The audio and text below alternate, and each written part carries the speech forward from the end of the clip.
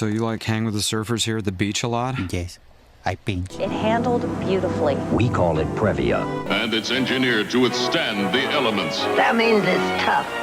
Ever since the first Japanese car arrived on U.S. shores in 1958, Detroit's Big Three have had to compete with an ever-increasing number of imports from Japan, I want to pinch. many of which forced many changes in American car design just to compete. But there were some imports from Japan that were just a bit too weird to ever become mainstream here. Is the little Subaru really cheap and ugly? Here are my picks for the top 10 weirdest cars from Japan that were sold in the United States. Now more powerful than ever. The car for people who know where they're going and want to get there sooner. You know, I've got some melted butter and some tongs in here, so... No pinch, no pinch. In a recent post on my community page, when I asked for suggestions for weird Japanese cars, I got some for cars that were sold in the US, and some that never made it to the US. As my channel typically focuses on cars in the US, I decided to go with that route here for this top 10. But feel free to send me more suggestions, and I may consider a follow-up episode for weird cars that you can only find in Japan. Ow! Ow, I can't get my head out there. Number 10. Nissan Pulsar NX Sportback. This little sports car wasn't too weird in its first generation that began in 1982. In fact, it seemed to fit the typical 80s look, with pop-up headlamps and lots of hard angles. I want one. However, beginning in 1986, the second generation was revamped so that not only could you have T-tops, but the entire rear hatch could also be removed, making it a convertible. But that alone isn't what made this car weird. It was the option of replacing the rear hatch with a squared-off enclosure that made it more like a wagon, although Nissan called it the Sportback. And no, that isn't a typo. The word Sportback is intentionally missing the letter C because, well, it did. This second generation of the Pulsar NX was designed at Nissan's Design Center in San Diego, so it clearly had the US market in mind. However, they were also exported to Australia, although in Japan, since space was a premium, you could rent the wagon-style top and leave it stored at the dealership. When I saw them here in the US back in the 80s, I only remember seeing the hatchback version, so maybe the Sportback was just a bit too weird even for the 80s, so their popularity was far less. But Nissan still needed to make money, which led the Pulsar NX ending in 1990 to be replaced by simply the NX, which definitely switched to the bubble look of the 90s. However, the Pulsar NX set the tone for Nissan to be unconventional and weird, and willing to take a chance on a niche product, so you'll definitely be seeing them again later in this list. Damn it! Number 9. Mazda Rotary Pickup. Introducing an all-new truck from Mazda. The first and only rotary engine pickup. A strange intersection in a shadowland called the Twilight Zone. So when you see this entry on this list, you may recognize it as the Mazda B1500, or even as a Ford Courier. This was back when Ford's relationship, and later ownership of Mazda, meant a few shared platforms, like the Ford Probe, that made it on my weird Ford list, sharing a platform with the Mazda 626. But Mazda was also known as the only automaker who tried to fully embrace the rotary engine by offering them in several of its models, many of which made it to the US. Rotary engines were cheaper to build and maintain due to having essentially just one main moving part, as opposed to multiple moving parts, like in a more conventional piston engine. The rotary gained a lot more press when it was used for the Mazda RX-7 sports car, so much so that even some rotary fans may not realize Mazda put one in a pickup as well. Known as the REPU, as in rotary engine pickup, it was first introduced in the US in 1974. All B-Series pickups and the rebadged Ford Couriers were never sold in Japan, and the rotary version made a then respectable 110 horsepower, 12 more horses than the alternative 1.6 to 1.8 liter four-cylinder engine offerings for the same truck.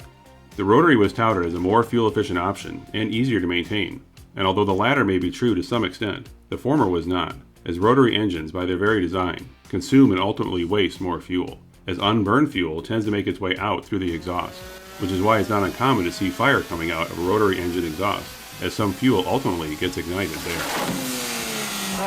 The Mazda rotary pickup was only sold from 1974 through 1977, with only 15,000 sold, and more than 14,000 of those were in its first year, as it became clear they were far less efficient than the piston models.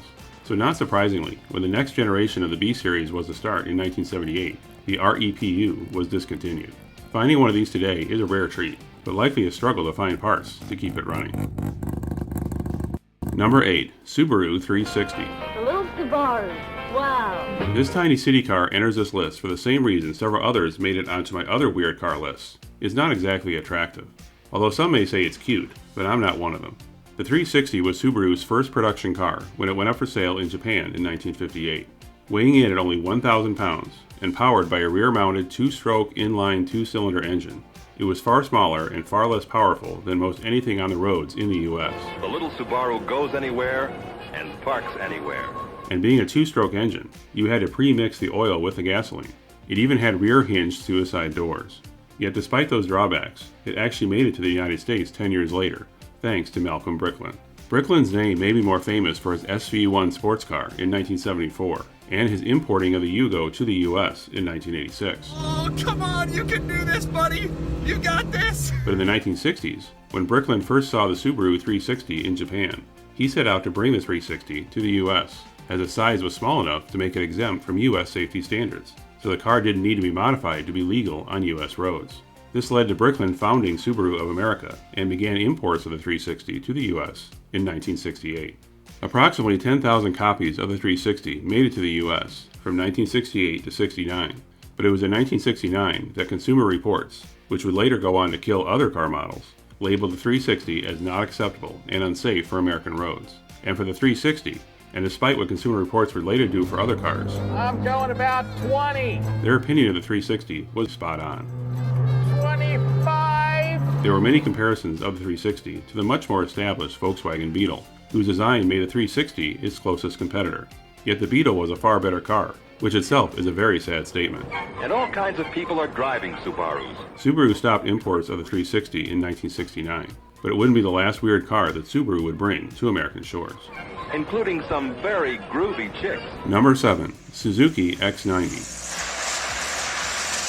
This one also made my second Sales Slops episode, which is not unexpected, since weird cars sometimes don't sell all that well. The bulk of Suzuki's presence in the US back in the 80s and 90s was with SUVs, and they definitely had their share of highs and lows, with the popular Vitara models being one of the highs, and unfortunate lows such as the Samurai, which earned a poor reputation, many say unfairly, thanks to well-publicized reports of rollovers. When the Samurai ended its run in the US and Canada in 1995, Suzuki wanted to continue catering to the youth-oriented market that the Samurai once held. Taking you there, anywhere, even places you forgot to go. But instead of focusing on off-road capability and practicality, the Samurai replacement, the X90, which was first exported from Japan in 1996, failed to shine in either of those two important requirements for any SUV. The X90 was related, at least in terms of underlying platform, with the Suzuki Sidekick, also known as a Geo Tracker. Yet despite that starting point, the X90 offered little in terms of practicality, thanks to having only 2 seats and a small trunk. It also had T-tops for its roof, limiting how much could be mounted there. 4-wheel drive was an option, but its lack of cargo carrying ability often meant the only off-roading it did was at the beach. Suzuki only exported around 7,200 X90s to the US, and the majority of those were sold in its first model year of 1996. With less than 500 sold in model year of 1997, having only been on sale for 18 months, Suzuki made the smart move of having its replacement, the Vitara, return to a more typical SUV format, and sales rebounded accordingly, at least in the short term, as Suzuki left the US and Canadian markets by 2012. Nobody but nobody beats Bob. Just in time for Top Gear magazine to include the X90 on its list of the 13 worst cars of the last 20 years. That is the most stupid-looking car I have ever seen in my entire life. Number 6. Subaru SVX. Although Subaru today has a dedicated following for performance cars, thanks to the long-running WRX, its previous attempts at sports cars were not nearly as popular. Back in the 70s and 80s, Subaru in the US was known for 4x4 sedans, wagons, and SUVs, not sports cars, so its foray into that market didn't take off as well as they hoped. Its first sports car, the XT, was launched in 1985, and wasn't exactly fast, with the better of its 2 4-cylinder engine options only making 112 horsepower. And admittedly, it was a bit weird looking for a Subaru, but nothing compared to the car that would replace it, the SVX. The SVX tried to improve both on the performance and luxury of the XT, neither of which Subaru was well known for back then. Whereas the XT had a more wedge shape with pop-up headlamps that definitely looked at home in the 80s, the SVX switched to the more rounded look that was common for the 90s. But to add to the aerodynamics, Subaru introduced an unusual feature what put it on this list, its side windows. With side glass that flowed up into the roofline, resembling an aircraft canopy, it meant the windows couldn't entirely roll down into the doors. So Subaru followed the example used by then defunct DeLorean and put a window within a window. Although the SVX's flat-six engine was an improvement over the XT, making 230 horsepower, a Subaru sports car still didn't resonate with most consumers, leading to Subaru only selling around 25,000 units worldwide over its 5-year run, and only about half of those in the US. Subaru ended up cannibalizing its own sales thanks to the Impreza WRX that debuted a year after the SVX. The WRX's more practical 4-door styling proved to be a much bigger hit, so much so the WRX is still available today, leaving only lovers of weird cars knowing the SVX ever existed. Before we continue, let me tell you about today's sponsor, Upside. Upside is an app that allows you to get cash back on everyday purchases at participating gas stations and restaurants. To get started, just download the free Upside app. Use my promo code MYOLDCAR to get an extra 25 cents back for every gallon on your first tank of gas. I recently started using Upside at gas stations near me, and it is easy to find deals nearby. Wherever you are, just open the app and look for businesses nearby that partner with Upside, and you can see how much cash back you can earn. When you arrive at the business, you get up to 4 hours to claim the deal. The money you earn stays in a separate Upside account that you can cash out at any time, which can go into your bank account, PayPal account, or even e-gift cards. You can think of Upside in the same way as you get cash back on credit cards, but with Upside, you can earn up to 3 times more. Your data is not shared with third parties, and regular use of Upside can earn you hundreds of dollars a year. Download the free Upside app and use code MYOLDCAR to get an extra 25 cents back for every gallon on your first tank of gas. Number 5. Toyota Previa.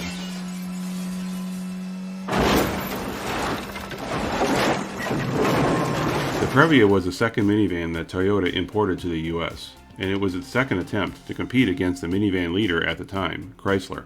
Admittedly, Toyota's first minivan attempt could have made this list as well, which was a last-minute attempt to provide a Chrysler competitor. That vehicle was simply known as the Toyota van, almost as if Toyota knew it was just a placeholder for when they had something better, as the van was essentially the same vehicle sold in Japan. It may be a job for Toyota Wonder Wagon. Although its replacement, the Previa, was a better seller, it managed to take the Toyota van's weird features and kick them up a notch or two. The Previa had an advantage over the Chrysler minivans in terms of interior space, thanks to the Previa's egg shape that allowed the driver to sit closer to the front of the car. The trade-off, however, was the placement of the Previa's 4-cylinder engine, which was underneath the driver's seat. This also improved the van's weight distribution, which in turn improved the handling and ride quality. This technically made the Previa a mid-engine vehicle, despite that term normally only being used for 2-seater sports cars, with the engine sitting just behind the driver. The space was so tight for the engine that there wasn't enough room to upgrade to a 6-cylinder, which would have been a better competitor to the Chrysler minivans, which offered a V6. But in 1994, Toyota engineered a clever workaround, which was to add a supercharger to the 4-cylinder engine, which brought horsepower up to 158, about 23 more than without the supercharger. The extra power did little to improve sales, leading Toyota to work on its replacement, the Sienna, which essentially replicated most everything the Chrysler minivans offered, just to remain competitive. Today, the Sienna is one of the few minivans available from any automaker, in a world where minivans are nowhere near as popular as they once were, and nowhere near as weird as the world's only mid-engine supercharged minivan. How bizarre. Number 4. The Subaru Brat. Fun on wheels. At first glance, this one looks like just a simple compact pickup truck, but it had a feature unique to the United States market that would never be allowed today. But it's amazing what Subaru was able to get away with back in the 80s. The Brat, whose name was supposedly an acronym for Bi-Drive Recreational All-Terrain Transport. That doesn't spell brat. That spells bedrat. Had 2 jump seats welded into the truck bed, and it was all due to a tariff added to the cost of each pickup imported into the US, a tariff that still exists today, known as the chicken tax. The chicken tax got its name because it was retaliation for taxes imposed by European farmers on poultry imports. Since the US had to pay more to sell their chicken in Europe, they would make Europeans pay more to sell their trucks in the US. However, this tariff also applied to Japanese imports, making their trucks cost more in the US. So how to get around this problem? Install seats in the truck bed, so it would now technically become a passenger car. No matter that allowing people to sit in the truck bed with only a simple lap belt to hold them in was extremely unsafe. But the trick worked, thereby allowing Subaru to not have to pass on the extra tariff cost to their customers. Amazingly, the Brat managed to last in the US for 9 years, with the first 7 years having the jump seats in the back. After enough complaints of how unsafe the jump seats were, Subaru removed them in 1985, but sales had been dropping enough that US imports ended by 1987. Subaru would later reintroduce a successor, called the Baja, and although it was a bit weird itself, It didn't have the jump seats that made the Brat one of the weirdest pickups ever sold.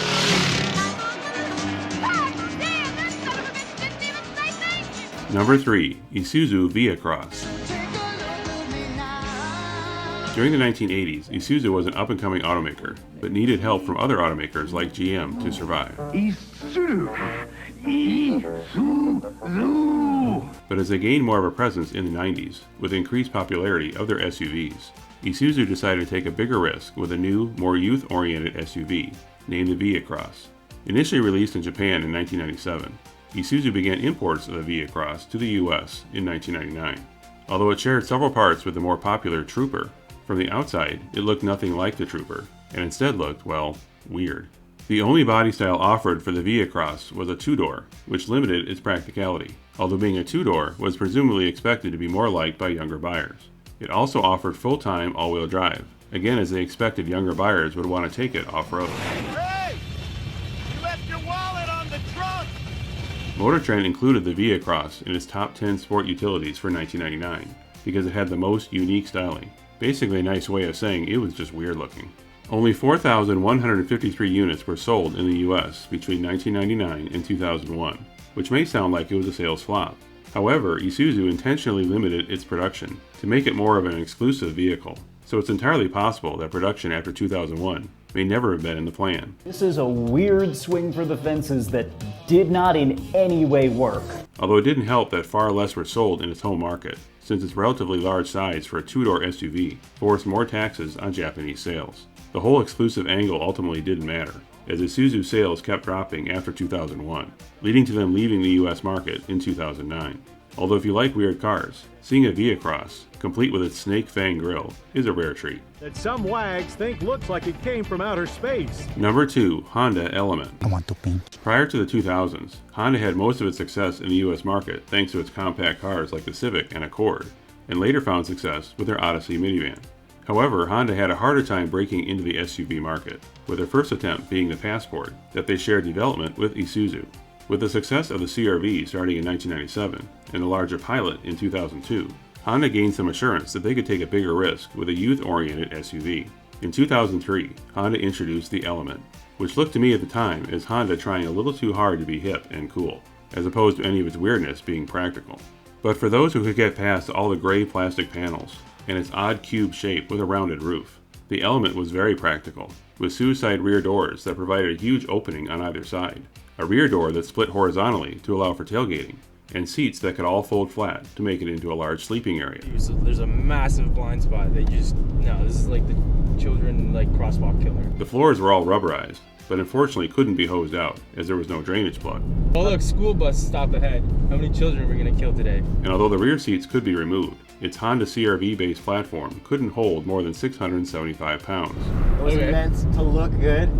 It was meant to hold a bunch of So unless they were trying to deliver lots of styrofoam, the big open space available couldn't be filled with anything that had any significant weight. With a price that was only slightly less than the CR-V, the plastic cladding that was meant to make the Element more durable and less prone to damage also made it look cheap, which led Honda to offer more body-colored panels a couple years in. But the overall shape remained unchanged during its entire one-generation run that lasted until 2011, as the Element's bizarre look simply didn't age all that well for the 2000s. But over its 8-year run, Honda sold 325,000 Elements. Not bad for a funny-looking box on wheels. And they fold completely flat, and then you just pull it up. So before I reveal my number one pick, I have 3 honorable mentions. These 3 cars, all from the same automaker, were introduced in the US market after 2005, making them too new to be on a channel called My Old Car. But these were just too weird not to mention. Nissan Juke.